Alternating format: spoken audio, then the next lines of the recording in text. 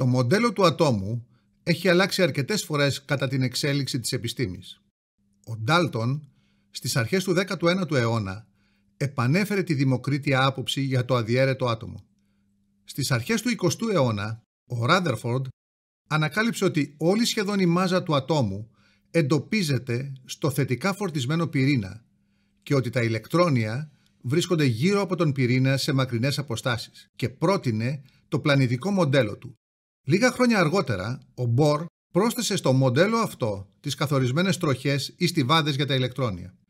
Σε αυτό το κεφάλαιο θα παρουσιαστούν οι σύγχρονες αντιλήψεις σχετικά με το άτομο και την ηλεκτρονιακή δομή του ατόμου, οι οποίες βασίζονται σε μία από τις μεγαλύτερες επιστημονικές επαναστάσεις, την κβαντική θεωρία. Οι συνέπειες αυτής της θεωρίας είναι άμεσα αντιληπτές στο σύγχρονο κόσμο, αφού πάνω στις αρχές της βασίζονται οι υπολογιστές, τα κινητά τηλέφωνα, οι αξονικοί τομογράφοι και πλήθος άλλων τεχνολογικών εφαρμογών. Η πρώτη προσπάθεια ενσωμάτωσης των αρχών της κβαντικής θεωρίας στο μοντέλο του ατόμου έγινε από τον Μπορ. Το μοντέλο αυτό βασίστηκε σε δύο συνθήκες. Η πρώτη ήταν μια μηχανική συνθήκη η οποία έλεγε ότι τα ηλεκτρόνια περιστρέφονται γύρω από τον πυρήνα σε ορισμένες κυκλικές τροχές. Κάθε επιτρεπόμενη τροχιά έχει καθορισμένη ενέργεια, είναι δηλαδή κβαντισμένη. Προσέξτε την έννοια κβαντισμένη, η οποία εννοεί ότι το μέγεθος της ενέργειας μπορεί να πάρει μόνο συγκεκριμένες τιμές και όχι τις ενδιάμεσες αυτών. Ο Μπορ υπολόγισε την ενέργεια κάθε τροχιάς για το άτομο του υδρογόνου, η οποία δίνεται από την ακόλουθη μαθηματική σχέση. Στον τύπο με n συμβολίζεται ο αριθμός της τροχιάς ή στιβάδας. Ο φυσικός αριθμός n παίρνει τιμές 1 έως άπειρο και αργότερα ονομάστηκε κύριος κβαντικός αριθμός. Παρατηρήστε ότι ο τύπος που δίνει την ενέργεια του ηλεκτρονίου έχει ένα αρνητικό πρόσημο, το οποίο δηλώνει ότι για να απομακρυνθεί το ηλεκτρόνιο από το άτομο απαιτείται η προσφορά ενέργειας. Επίσης σημαίνει ότι όσο ο κβαντικός αριθμός n παίρνει μεγαλύτερες τιμές, τόσο αυξάνεται και η ενέργεια του ηλεκτρονίου. Όταν σε ένα άτομο τα ηλεκτρόνια κινούνται στις πλησιέστερες δυνατές στον πυρήνα στιβάδες ή τροχές, δηλαδή έχουν την μικρότερη δυνατή ενέργεια, τότε λέμε ότι το άτομο είναι στη θεμελιώδη κατάσταση. Αν ένα ή περισσότερα ηλεκτρόνια μεταπηδήσουν σε υψηλότερες ενεργειακές στάθμες, τότε λέμε πως το άτομο είναι σε διαγερμένη κατάσταση.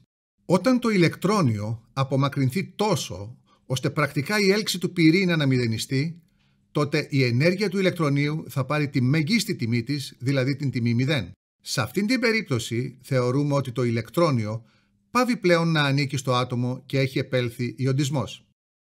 Η δεύτερη συνθήκη του Μπορ ήταν μια οπτική συνθήκη η οποία λέει ότι το ηλεκτρόνιο εκπέμπει ή απορροφά ενέργεια υπό μορφή ακτινοβολίας μόνο όταν μεταπηδά από μια τροχιά σε μια άλλη, όταν δηλαδή αλλάζει ενεργειακή στάθμη. Πιο συγκεκριμένα, ας θεωρήσουμε ότι ένα ηλεκτρόνιο μεταπηδά από την πέμπτη τροχιά στην τρίτη τροχιά, δηλαδή μεταπίπτει από υψηλότερη σε χαμηλότερη ενεργειακή στάθμη. Τότε εκπέμπει ενέργεια με τη μορφή ακτινοβολίας. Η μετάπτωση αυτή λέγεται αποδιέγερση. Αντίθετα, αν μεταπηδήσει από την πρώτη στην τέταρτη τροχιά, δηλαδή μεταπίπτει από χαμηλότερη σε υψηλότερη ενεργειακή στάθμη, τότε απορροφά ενέργεια.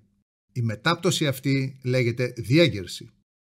Ο τύπος που εκφράζει την οπτική συνθήκη του Μπορ και με τον οποίο υπολογίζουμε την ενέργεια της εκπεμπόμενης ή απορροφούμενης ακτινοβολίας είναι ο ακόλουθος, όπου ε αρχικό είναι η ενέργεια του ηλεκτρονίου όταν βρίσκεται στην αρχική του τροχιά και ε τελικό είναι η ενέργεια του ηλεκτρονίου στην τελική του τροχιά, δηλαδή μετά την μετάπτωσή του.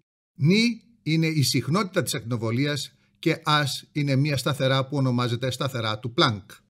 Το πρότυπο του Μπορ είχε μεγάλη επιτυχία στην ερμηνεία του γραμμικού φάσματος εκπομπής του ατόμου του υδρογόνου. Το γραμμικό φάσμα ενός ατόμου λαμβάνεται με την ακόλουθη διάταξη. Μέσα στη λιχνία βρίσκεται αέριο υδρογόνο. Τα άτομα του υδρογόνου διεγείρονται με χρήση υψηλής τάσης και εκπέμπουν ακτινοβολία, η οποία αναλύεται με ένα πρίσμα και προβάλλεται πάνω σε μια φωτογραφική πλάκα. Το μοντέλο του Μπορ ερμήνευσε αυτό το γραμμικό φάσμα συσχετίζοντας κάθε φασματική γραμμή με μεταπτώσεις του ηλεκτρονίου από μεγαλύτερες σε μικρότερες ενεργειακές στάθμες, όπως φαίνεται στο ακόλουθο σχήμα. Για παράδειγμα, η φασματική γραμμή που βλέπουμε σε μήκος κύματος 121,6 νανόμετρα αντιστοιχεί στην μετάβαση ενός ηλεκτρονίου από τη δεύτερη στην πρώτη τροχιά. Παρόλα αυτά, το πρότυπο του Bohr είχε αρκετούς περιορισμούς. Αν και ερμήνευσε το φάσμα του υδρογόνου και των υδρογονοειδών ιόντων, δηλαδή ιόντων με ένα ηλεκτρόνιο όπως το κάτιον του ηλίου κλπ., δεν κατάφερε να ερμηνεύσει τα φάσματα εκπομπής των υπολείπων πολυηλεκτρονιακών ατόμων, δηλαδή ατόμων με περισσότερα από ένα ηλεκτρόνια. Επιπλέον, δεν μπόρεσε να ερμηνεύσει τον χημικό δεσμό, μία από τις θεμελιώδεις έννοιες της χημείας. Έτσι, σύντομα εγκαταλείφθηκε και αντικαταστάθηκε από τις σύγχρονες αντιλήψεις για το άτομο και τη δομή του. Οι σύγχρονες αντιλήψεις για το άτομο βασίζονται στην κβαντική θεωρία, μία από τις μεγάλες επιστημονικές επαναστάσεις του 20ου αιώνα. Πέρα από τη συμβολή του Niels Bohr, η ανάπτυξη της κβαντικής θεωρίας στηρίχθηκε στη θεωρητική δουλειά αρκετών επιστημόνων. Η αρχή έγινε με τη θεωρία του Γερμανού φυσικού Max Planck, σύμφωνα με την οποία η ακτινοβολία εκπέμπεται όχι με συνεχή τρόπο, αλλά σε μικρά πακέτα, κβάντα, τα οποία ονομάζονται φωτόνια. Η ενέργεια αυτών των φωτονίων δίνεται από τη σχέση, όπου ας είναι η σταθερά του Planck και νη η συχνότητα της ακτινοβολίας.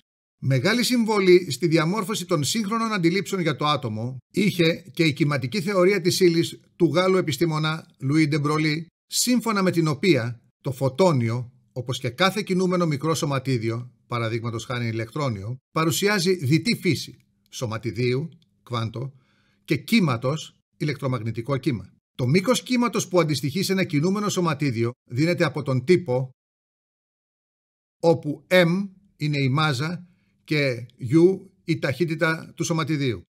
Βασικότατο ρόλο στην ανάπτυξη της κβαντικής θεωρίας έπαιξε και ο Werner Heisenberg με την αρχή της αβεβαιότητας ή αλλιώς απροσδιοριστίας, σύμφωνα με την οποία είναι αδύνατο να προσδιορίσουμε με ακρίβεια συγχρόνως τη θέση και την ορμή ενός μικρού σωματιδίου, παραδείγματος χάριν του ηλεκτρονίου. Η αρχή της αβεβαιότητας οδηγεί αυτομάτως στην εγκατάλειψη της έννοιας της τροχιάς, αφού με βάση τους νόμους της κυκλικής κίνησης, η κίνηση σε τροχιά προϋποθέτει επακριβή γνώση τόσο της θέσης όσο και της ταχύτητας, άρα και της ορμής του ηλεκτρονίου. Ο ακρογωνιαίος λίθος της σύγχρονης κβαντικής θεωρίας τέθηκε από τον Schrödinger και είναι η περίφημη κυματική εξίσωση, η οποία συσχετίζει με μαθηματικό τρόπο τη σωματιδιακή και κυματική συμπεριφορά του ηλεκτρονίου. Η επίλυση της εξίσωσης Schrödinger οδηγεί στις κύματοσυναρτήσεις ψ, οι οποίες περιγράφουν την κατάσταση ενός ηλεκτρονίου με ορισμένη ενέργεια και ονομάζονται ατομικά τροχιακά. Η ονομασία αυτή, αν και παραπλανητική, δόθηκε για να τιμηθεί η προσφορά του Bohr και των κυκλικών τροχιών του.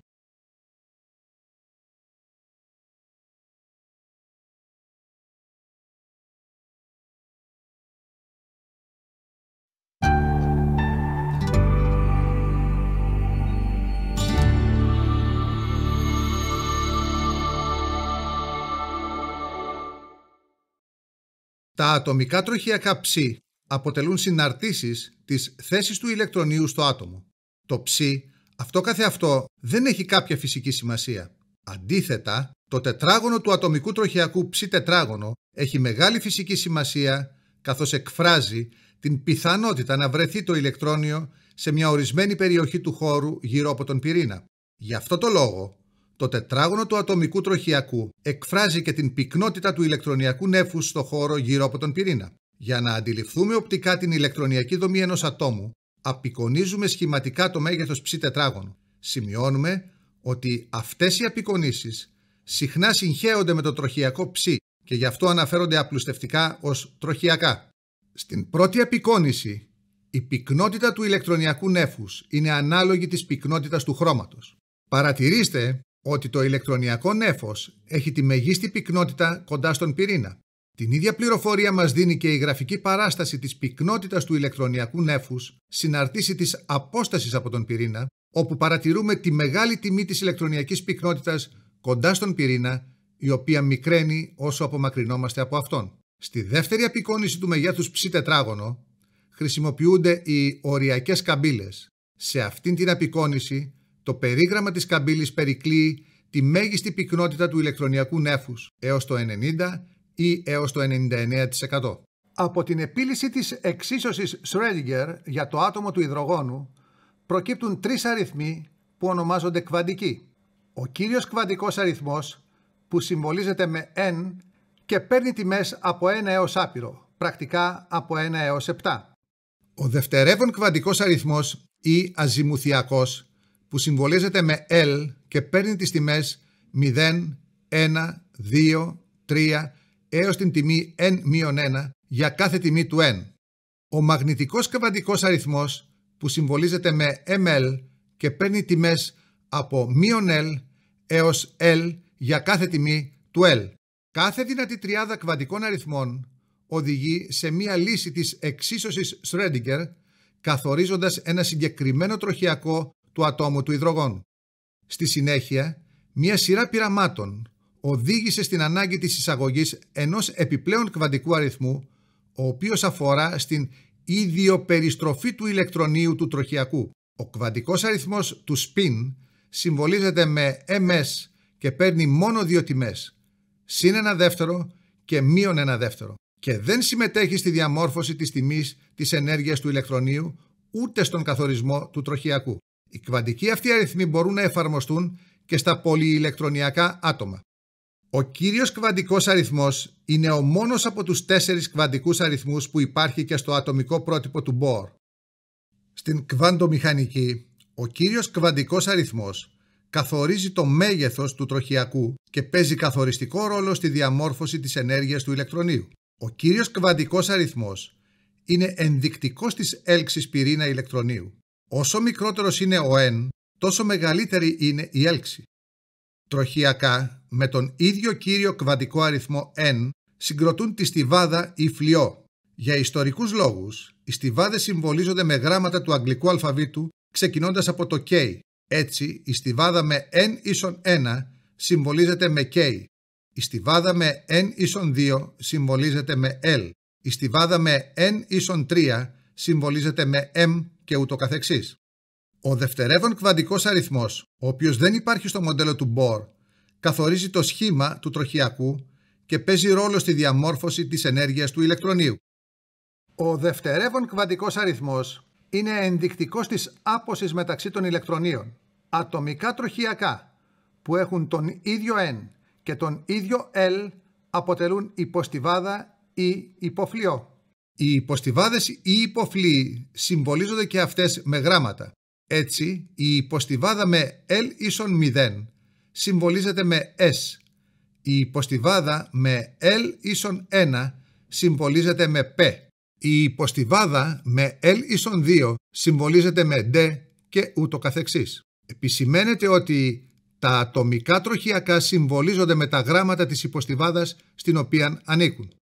Ο μαγνητικός κβαντικός αριθμός καθορίζει τον προσανατολισμό του ηλεκτρονιακού νέφους σε σχέση με τους άξονες Χ, Ψ, Z. Το όνομα μαγνητικός προέρχεται από το γεγονός ότι το ηλεκτρόνιο, ως κινούμενο φορτίο που είναι, δημιουργεί μαγνητικό πεδίο.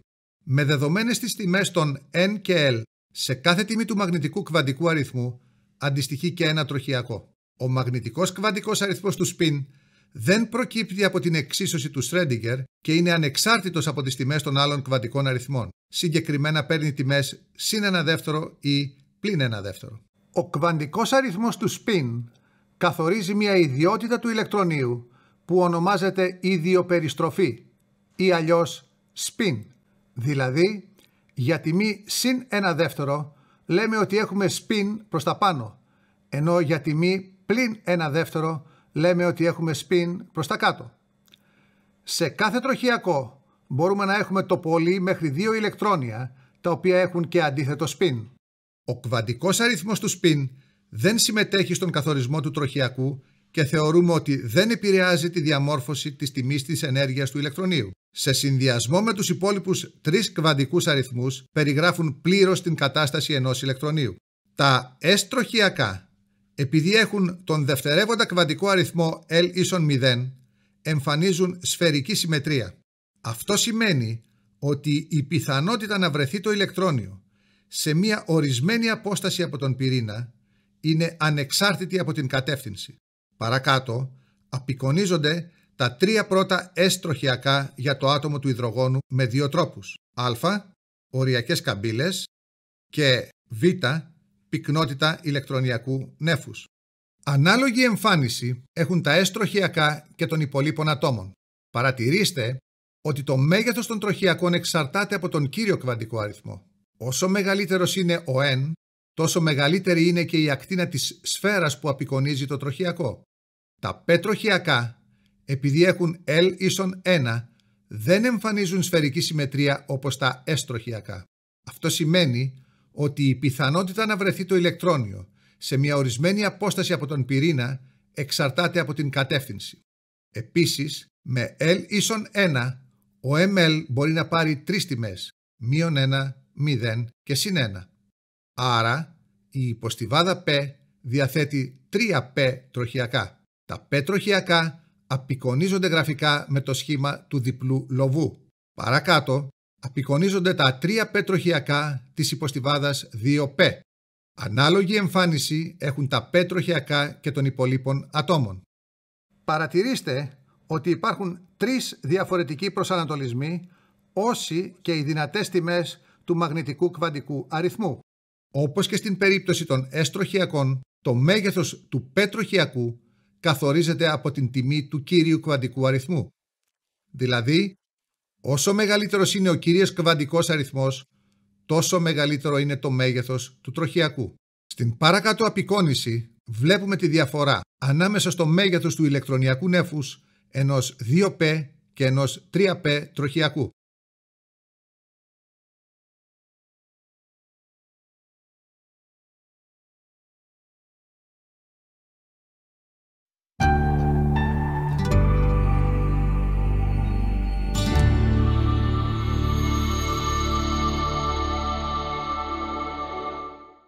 Η χημική συμπεριφορά των ατόμων είναι αποτέλεσμα του τρόπου με τον οποίο τοποθετούνται τα ηλεκτρόνια του σε τροχιακά. Η συμπλήρωση των τροχιακών με ηλεκτρόνια στα πολυηλεκτρονιακά άτομα, δηλαδή η ηλεκτρονιακή δόμηση, φαίνεται περίπλοκη, όμως ακολουθεί ορισμένες απλές αρχές, κανόνες. Η πρώτη αρχή της ηλεκτρονιακής δόμησης είναι η απαγορευτική αρχή του Πάουλι, σύμφωνα με την οποία είναι αδύνατο να υπάρχουν στο ίδιο άτομο 2 ηλεκτρόνια με ίδια τετράδα κβαντικών αριθμών N, L, ML, MS. Αποτέλεσμα αυτού είναι ότι κάθε τροχιακό δεν μπορεί να χωρέσει πάνω από 2 ηλεκτρόνια. Τα ηλεκτρόνια που θα συνυπάρχουν σε ένα τροχιακό θα πρέπει να έχουν αντιπαράλληλα spin, το ένα με τιμή -1 δεύτερο και το άλλο με τιμή +1 δεύτερο. Με βάση τους κβαντικούς αριθμούς και την απαγορευτική αρχή του Πάουλι, καθορίζεται και ο μέγιστος αριθμός ηλεκτρονίων που μπορεί να πάρει κάθε τροχιακό, κάθε υποστιβάδα και κάθε στιβάδα. Ας δούμε καλύτερα τον πίνακα. Για N ίσον 1 έχουμε την πρώτη στιβάδα ή στιβάδα K. Με N ίσον 1 υποχρεωτικά L ίσον 0. Άρα η στιβάδα K διαθέτει μόνο μία υποστιβάδα, την 1S.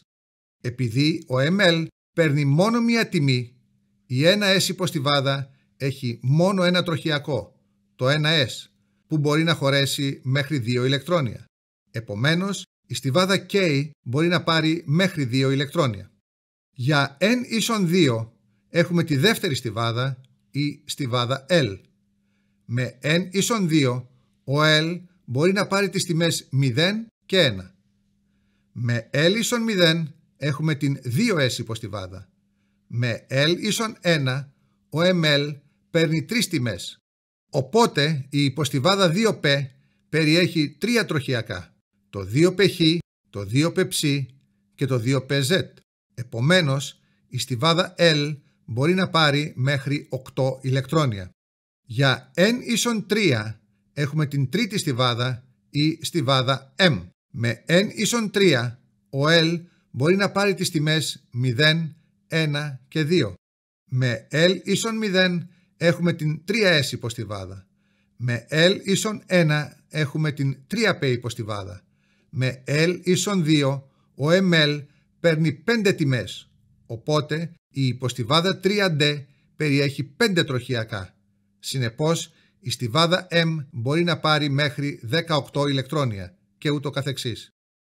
Η αρχή της ελάχιστης ενέργειας αναφέρει ότι κατά την ηλεκτρονιακή δόμηση ενός πολυηλεκτρονιακού ατόμου, τα ηλεκτρόνια οφείλουν να καταλάβουν τροχιακά με τη μικρότερη ενέργεια, ώστε να αποκτήσουν τη μέγιστη σταθερότητα στη θεμελιώδη κατάσταση. Σύμφωνα με όσα έχουμε μάθει, η ενέργεια των υποστιβάδων εξαρτάται από τις ελκτικές δυνάμεις πυρήνα ηλεκτρονίου, οι οποίες καθορίζονται από τον κύριο κβαντικό αριθμό N, από τις απόσεις μεταξύ των ηλεκτρονίων, οι οποίες καθορίζονται από τον δευτερεύοντα κβαντικό αριθμό L. Έτσι, η ενεργειακή κατάταξη των υποστιβάδων γίνεται με βάση το άθροισμα N συν L. Επομένως, 1. Ανάμεσα σε δύο υποστιβάδες, τη χαμηλότερη ενέργεια έχει εκείνη που έχει το μικρότερο άθροισμα των δύο πρώτων κβαντικών αριθμών N συν L. 2. Στην περίπτωση που το άθροισμα N συν L είναι το ίδιο για δύο υποστιβάδες, τότε μικρότερη ενέργεια έχει η υποστιβάδα με το μικρότερο N. Με άλλα λόγια, μπορούμε να κατατάσσουμε ενεργειακά τις στιβάδες συγκρίνοντας την τιμή του αθροίσματος N συν L που έχουν. Για να διευκολυνθεί ακόμη περισσότερο η διαδικασία συμπλήρωσης των υποστιβάδων με ηλεκτρόνια, δίνεται το ακόλουθο μνημονικό διάγραμμα. Στο διάγραμμα αυτό, η συμπλήρωση των τροχιακών ακολουθεί μία-μία με τη σειρά τις διαγώνιες από πάνω προς τα κάτω κατά τη φορά που δείχνουν τα βέλη. Με αυτόν τον τρόπο μπορούμε να δομήσουμε ηλεκτρονιακά οποιοδήποτε πολυηλεκτρονιακό άτομο στη θεμελιώδη του κατάσταση. Ας δούμε για παράδειγμα πώς κατανέμονται τα 19 ηλεκτρόνια στο άτομο του καλίου στη θεμελιώδη του κατάσταση. Πρώτα, τοποθετούνται 2 ηλεκτρόνια στην υποστιβάδα 1s και γράφουμε 1s2. Μετά, τοποθετούμε 2 ηλεκτρόνια στην υποστιβάδα 2s και γράφουμε 2s2. Ακολουθούν 6 ηλεκτρόνια στην υποστιβάδα 2p, οπότε γράφουμε 2p6. 2 ηλεκτρόνια στην υποστιβάδα 3s, 6 στην υποστιβάδα 3p. Και το τελευταίο ηλεκτρόνιο πάει στην υποστιβάδα 4s. Έτσι, η ηλεκτρονιακή δομή του καλίου διαμορφώνεται 1s2, 2s2, 2p6, 3s2, 3p6, 4s1. Με ανάλογο τρόπο κατανέμονται τα 25 ηλεκτρόνια στο άτομο του μαγκανίου. Τα τελευταία 5 ηλεκτρόνια τοποθετούνται στην υποστιβάδα 3D. Στα στοιχεία με δομή ns2 n-1dχ, μόλις τοποθετηθεί ένα ή περισσότερα ηλεκτρόνια στην n-1d υποστιβάδα, η ενέργειά της μειώνεται και γίνεται μικρότερη της ns. Γι' αυτό η τελική ηλεκτρονιακή δομή του μαγκανίου πρέπει να γραφεί ως εξής. Για τον ίδιο λόγο, στα στοιχεία που έχουν τέτοια δομή απομακρύνονται πρώτα τα ηλεκτρόνια από την S υποστιβάδα στον ιοντισμό. Ο κανόνας του Hund ορίζει πώς συμπληρώνονται τα τροχιακά των μη συμπληρωμένων υποστιβάδων. Σύμφωνα με αυτόν, ηλεκτρόνια που καταλαμβάνουν τροχιακά της ίδιας ενέργειας, δηλαδή της ίδιας υποστιβάδας, έχουν κατά προτίμηση παράλληλα spin. Με άλλα λόγια, τα ηλεκτρόνια τοποθετούνται έτσι ώστε να προκύπτει μέγιστο spin κατά απόλυτη τιμή. Για παράδειγμα, αν η τελευταία υποστιβάδα που συμπληρώνεται σε ένα άτομο είναι η D και έχουμε να βάλουμε 6 ηλεκτρόνια, ο κανόνας του Hund ορίζει ότι θα βάλουμε πρώτα από ένα ηλεκτρόνιο σε κάθε τροχιακό και μετά θα τοποθετήσουμε το έκτο με αντιπαράλληλο spin σε κάποιο από τα 5 τροχιακά της υποστιβάδας D. Αντίστοιχα για το άζωτο, πρέπει τα 3 τελευταία ηλεκτρόνια να τοποθετηθούν από ένα σε κάθε 2p τροχιακό.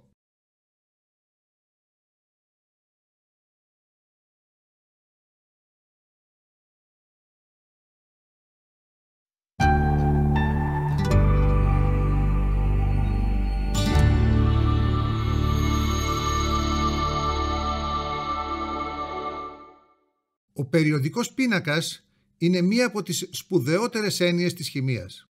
Η γνώση του περιοδικού πίνακα είναι απαραίτητη σε εκείνον που θέλει να μάθει εύκολα και μεθοδικά τη βασική χημεία. Ο περιοδικός πίνακας είναι απόρρια του γεγονότος ότι τα χημικά στοιχεία εμφανίζουν περιοδικότητα στις φυσικοχημικές ιδιότητές τους. Επίσης, εύκολα μπορεί κανείς να συσχετίσει την περιοδική κατάταξη των στοιχείων με την ηλεκτρονιακή δομή των ατόμων τους. Ας πάρουμε για παράδειγμα το μαγνήσιο με ηλεκτρονιακή δομή 1s2, 2s2, 2p6, 3s2. Από αυτήν συμπεραίνουμε ότι το μαγνήσιο ανήκει στην τρίτη περίοδο επειδή τα ηλεκτρόνια του είναι τοποθετημένα στις τρεις πρώτες στιβάδες. Επίσης, ανήκει στην δεύτερη κύρια ομάδα επειδή έχει δύο ηλεκτρόνια στην εξωτερική του στιβάδα. Αντίστοιχα, το στοιχείο που βρίσκεται στην τέταρτη περίοδο και στην έκτη κύρια ομάδα θα έχει πρώτον 6 ηλεκτρόνια στην εξωτερική του στιβάδα, δηλαδή δομή 4s2, 4p4.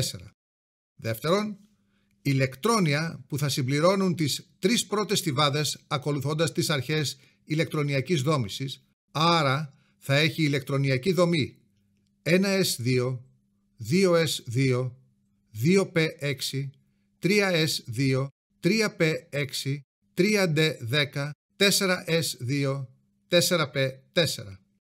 Από τη μελέτη της σχέσης μεταξύ ηλεκτρονιακής δομής, ομάδας και περίοδου, εύκολα προκύπτει το συμπέρασμα ότι πρώτον, ο αριθμός των στιβάδων που έχουν χρησιμοποιηθεί για την ηλεκτρονιακή δόμηση του ατόμου ενός στοιχείου καθορίζει τον αριθμό της περίοδου στην οποία ανήκει το στοιχείο. Δεύτερον, για τα στοιχεία που ανήκουν στις κύριες ομάδες α, του περιοδικού πίνακα, ισχύει ότι ο αριθμός των ηλεκτρονίων της εξωτερικής στιβάδας, ηλεκτρόνια ασθένους, καθορίζει τον αριθμό της ομάδας που ανήκει το στοιχείο. Τομέας περιοδικού πίνακα είναι ένα σύνολο στοιχείων των οποίων τα άτομα έχουν τα τελευταία τους ηλεκτρόνια με τη μέγιστη ενέργεια σύμφωνα με την αρχή ηλεκτρονιακής δόμησης Aufbau στον ίδιο τύπο υποστιβάδας. Παρακάτω δίνεται ένα σχεδιάγραμμα των τομέων του περιοδικού πίνακα. Όπως φαίνεται, ο περιοδικός πίνακας έχει 4 τομείς, τους S, P, D και F. Για να βρούμε σε ποιον τομέα ανήκει ένα στοιχείο, κάνουμε την ηλεκτρονιακή του κατανομή και προσδιορίζουμε την υποστιβάδα στην οποία τοποθετήσαμε το τελευταίο ηλεκτρόνιο. Για παράδειγμα, το οξυγόνο έχει ηλεκτρονιακή κατανομή 1s2, 2s2, 2p4. Το τελευταίο ηλεκτρόνιο τοποθετήθηκε στην υποστιβάδα 2p, άρα ανήκει στον τομέα P. Αντίστοιχα, ο σίδηρος έχει ηλεκτρονιακή κατανομή 1s2, 2s2, 2p6, 3s2, 3d6, 4s2. Το τελευταίο ηλεκτρόνιο τοποθετήθηκε στην υποστιβάδα 3d, επομένως ανήκει στον τομέα D. Προσέξτε ότι στην περίπτωση του σιδήρου αγνοήσαμε την ενεργειακή αναστροφή μεταξύ της 3D και της 4S υποστιβάδας και η κατάταξή του καθορίστηκε από το που τοποθετήθηκε το τελευταίο ηλεκτρόνιο σύμφωνα με την αρχή ηλεκτρονιακής δόμησης Aufbau. Ας δούμε λίγο πιο αναλυτικά τους 4 τομείς του περιοδικού πίνακα καθώς και τη δομή τους. Ας ξεκινήσουμε από τον τομέα S. Επειδή η υποστιβάδα S έχει το πολύ 2 ηλεκτρόνια, ο τομέας S έχει 2 κυρίες ομάδες, δηλαδή την ομάδα των αλκαλίων και την ομάδα των αλκαλικών γεών. Οι ομάδες αυτές μπορούν να ονομαστούν με 3 διαφορετικούς αλλά ισοδύναμους τρόπους, με βάση την παλαιά αρρύθμιση ως ομάδες 1α και 2α, με βάση τη νέα αρρύθμιση ως ομάδες 1 και 2 ή με βάση τον τομέα ως ομάδες S1 και S2. Σε αυτόν τον τομέα συμπεριλαμβάνεται το υδρογόνο, αν και είναι αμέταλλο, καθώς και το ήλιο, αν και είναι ευγενές αέριο. Ας προχωρήσουμε στον τομέα P. Η υποστιβάδα P περιέχει το πολύ 6 ηλεκτρόνια. Γι' αυτό και ο τομέας P περιλαμβάνει 6 κύριες ομάδες στοιχείων. Οι ομάδες αυτές είναι η ομάδα του βορείου, του άνθρακα, του αζότου, του θείου, των αλογόνων και των ευγενών αερίων. Πάλι η ονομασία μπορεί να γίνει με βάση την παλαιά αρρύθμιση, με βάση τη νέα αρρύθμιση ή με βάση τον τομέα. Προσέξτε ότι η νέα αρρύθμιση για τις ομάδες του P τομέα αρχίζει από το 13, επειδή παρεμβάλλονται οι 10 ομάδες του τομέα D. Η υποστιβάδα D χωράει 10 ηλεκτρόνια, Γι' αυτό και ο τομέας D έχει 10 ομάδες, δευτερεύουσες ομάδες. Εδώ είναι καλύτερο να προτιμήσουμε την ονομασία με βάση τον τομέα ή με βάση τη νέα αρρύθμιση. Προσέξτε ότι η νέα αρρύθμιση για τις ομάδες του D τομέα αρχίζει από το 3, επειδή προηγούνται οι δύο ομάδες του τομέα S. Τέλος, επειδή η υποστιβάδα F χωράει 14 ηλεκτρόνια, ο τομέας F περιλαμβάνει 14 ομάδες. Στον τομέα αυτό ανήκουν οι λανθανίδες, οι οποίες βρίσκονται στην 6η περίοδο και περιλαμβάνουν στοιχεία με ατομικούς αριθμούς 57 έως 70, και οι ακτινίδες, οι οποίες βρίσκονται στην 7η περίοδο και περιλαμβάνουν στοιχεία με ατομικούς αριθμούς 89 έως 102. Οι λανθανίδες έχουν παρόμοιες ιδιότητες με το λανθάνιο και οι ακτινίδες έχουν παρόμοιες ιδιότητες με το ακτίνιο.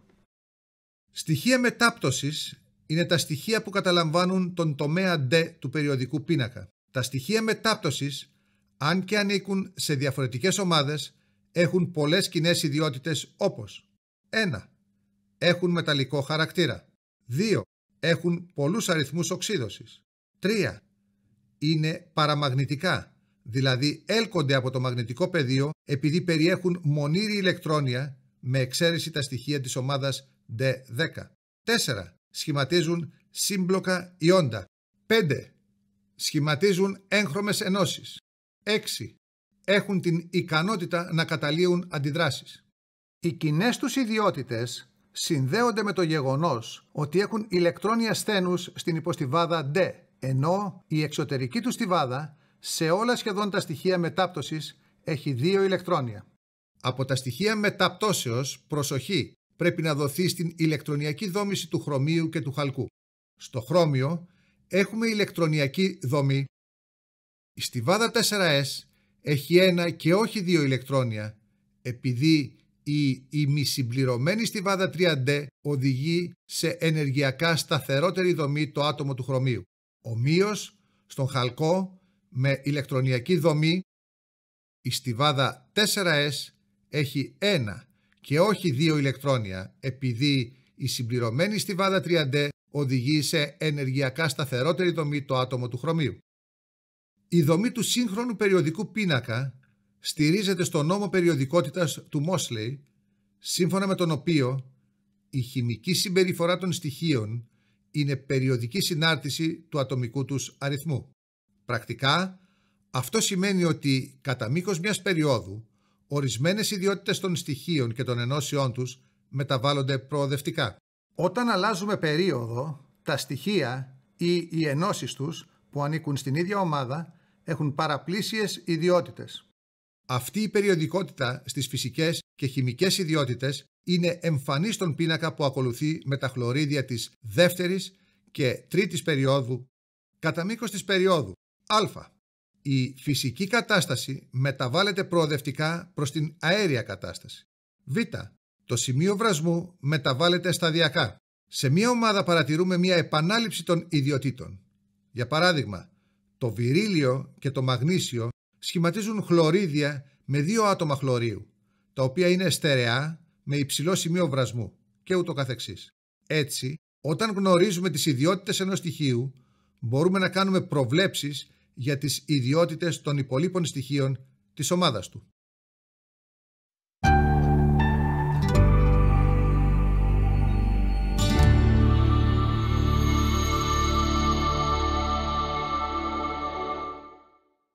Όπως έχουμε δει σε προηγούμενες τάξεις, τα άτομα δεν έχουν μακροσκοπικές ιδιότητες όπως χρώμα, σκληρότητα, ευθραυστότητα και άλλες.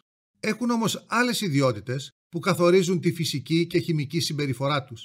Οι σημαντικότερες από τις ιδιότητες αυτές είναι η ατομική ακτίνα, η ενέργεια ιοντισμού και η ηλεκτραρνητικότητα.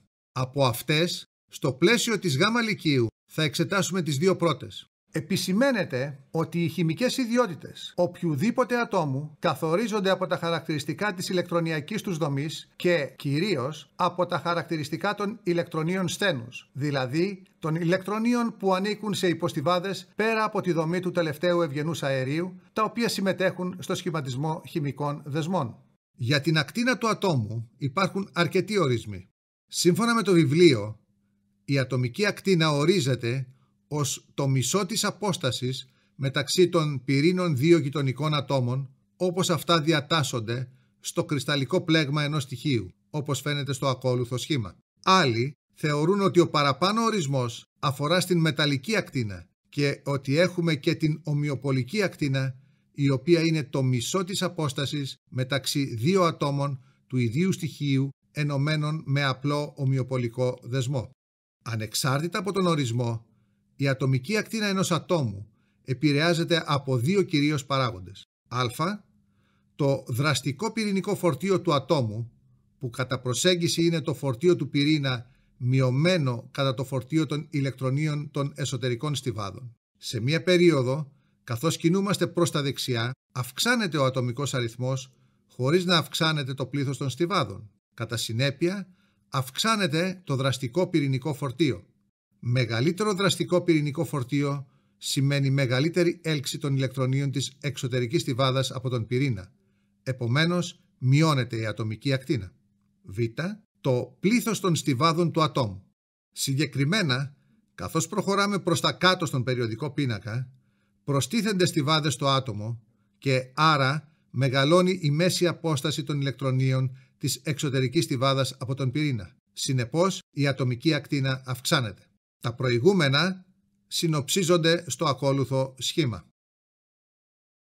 Μία πιο αναλυτική απεικόνιση του τρόπου μεταβολής της ατομικής ακτίνας στον περιοδικό πίνακα φαίνεται στο ακόλουθο σχήμα. Ας δούμε ένα παράδειγμα. Το λίθιο έχει ατομική ακτίνα 1,53 άγκστρομ. Το βόρειο, που βρίσκεται στην ίδια περίοδο αλλά πιο δεξιά, έχει μικρότερη ατομική ακτίνα. Αντίθετα, το κάλιο, που βρίσκεται στην ίδια ομάδα με το λίθιο αλλά πιο κάτω, έχει μεγαλύτερη ατομική ακτίνα. Είναι σαφές από το σχήμα ότι κατά μήκος μιας περίοδου η ατομική ακτίνα αυξάνεται από δεξιά προς τα αριστερά. Σε μια ομάδα του περιοδικού πίνακα, καθώς προχωρούμε από πάνω προς τα κάτω, η ατομική ακτίνα αυξάνεται. Την ίδια ακριβώς τάση ακολουθεί και μια άλλη ιδιότητα των ατόμων, η ηλεκτροθετικότητα, δηλαδή η τάση που έχει ένα στοιχείο να αποβάλει ηλεκτρόνια. Η ενέργεια πρώτου ιοντισμού είναι σημαντική γιατί μας πληροφορεί ευθέως για τη σταθερότητα των ηλεκτρονίων στένους των ατόμων. Ως ενέργεια πρώτου ιοντισμού ενός ατόμου ορίζεται η ελάχιστη ενέργεια που απαιτείται για την πλήρη απομάκρυνση ενός ηλεκτρονίου από ελεύθερο άτομο που βρίσκεται στη θεμελιώδη του κατάσταση και σε αέρια φάση.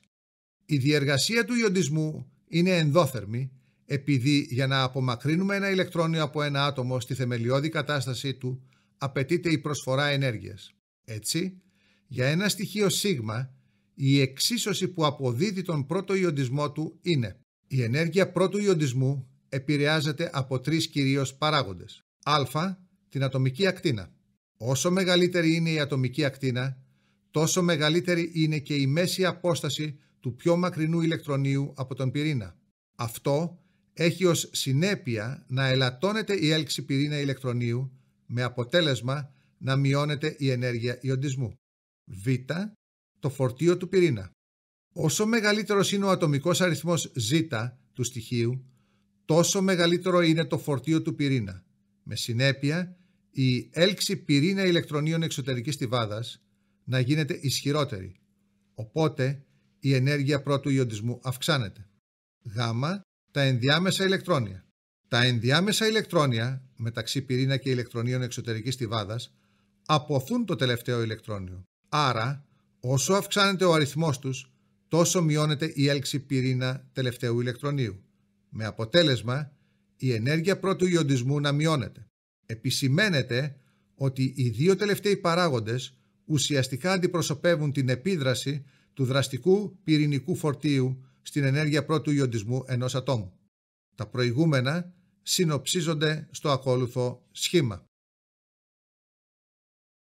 Μια πιο αναλυτική απεικόνιση του τρόπου μεταβολής της ενέργειας πρώτου ιοντισμού στον περιοδικό πίνακα φαίνεται στο ακόλουθο σχήμα. Ας δούμε ένα παράδειγμα. Το λίθιο έχει ενέργεια πρώτου ιοντισμού 520 kJ ανά μολ. Το βόρειο, που βρίσκεται στην ίδια περίοδο αλλά πιο δεξιά, έχει μεγαλύτερη ενέργεια πρώτου ιοντισμού.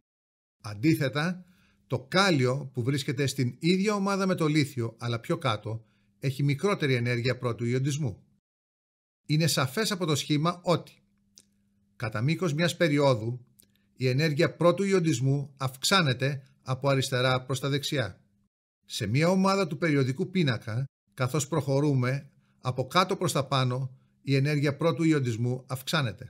Την ίδια ακριβώς τάση ακολουθεί και μια άλλη ιδιότητα των ατόμων, η ηλεκτραρνητικότητα, δηλαδή η τάση ενός στοιχείου να έλκει τα ηλεκτρόνια σε έναν ομοιοπολικό δεσμό.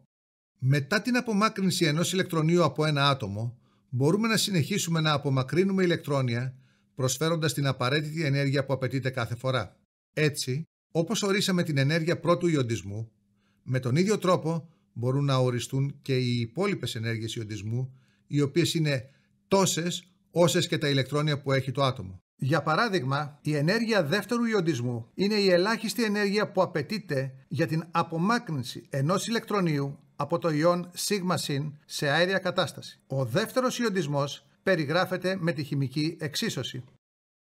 Σημείωση. Η ενέργεια δεύτερου ιοντισμού έχει μεγαλύτερη τιμή από την ενέργεια πρώτου ιοντισμού, καθώς πιο εύκολα φεύγει το ηλεκτρόνιο από το ουδέτερο άτομο από ότι από το φορτισμένο ιόν. Με την ίδια λογική, η ενέργεια δεύτερου ιοντισμού έχει μικρότερη τιμή από την ενέργεια τρίτου ιοντισμού και ούτω καθεξής.